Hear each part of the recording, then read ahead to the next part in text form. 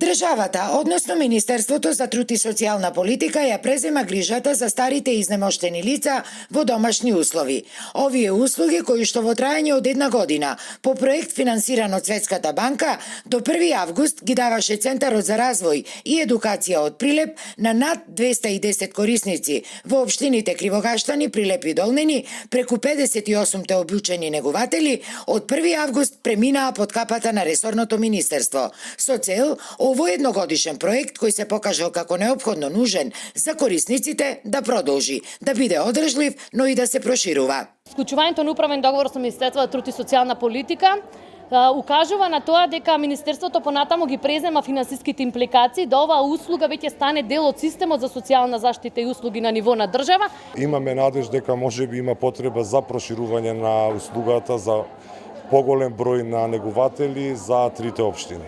Голема благодарност до Министерството за ова што ја презеде улогата, за да имаме одржлива услуга на локално ниво.